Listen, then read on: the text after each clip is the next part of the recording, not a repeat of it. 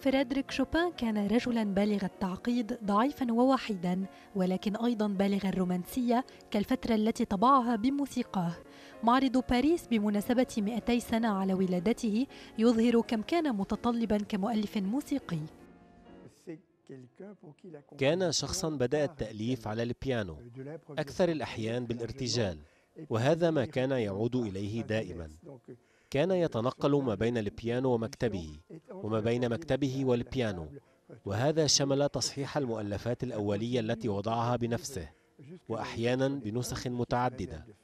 وقد كان يدرس موسيقاه إلى جانب موسيقى الآخرين، وحتى خلال التدريس كان يقوم بتصحيح مقطوعاته.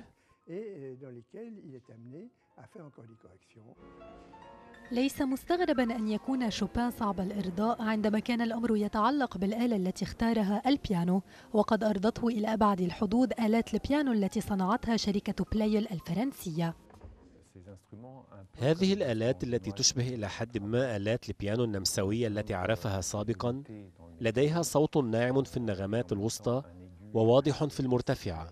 إنها آلات يمكنك أن تجعلها تغني.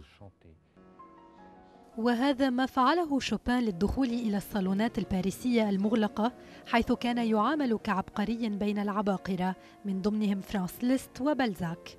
وهناك التقى شوبان بامرأة حياته الروائية الفرنسية جورج ساند، وعاشا عاطفة قوية وسخرت كل عملها من أجله. وحتى عندما أصيب شوبان بالسل بقيت علاقتهما في تطور. هذا الحب كان حبا حقيقيا، وظهر في رسائل جورج ساند وتطور إلى نوع من الحماية. وحتى في أواخر أيام علاقتهما عام 1847 يمكنك أن تلاحظ اهتمام جورج ساند من خلال رسائلها المليئة بالأمومة أو ببساطة بالحب. في زمننا المعاصر تجاوزت موسيقى شوبان الحفلات الموسيقية لتلهم صانعي الأفلام، كما في فيلم The Pianist. عندما توفي شوبان عام 1849 كان في 39 فقط. لم يعش طويلا، لكنه سيظل ركنا أساسيا في موسيقى البيانو.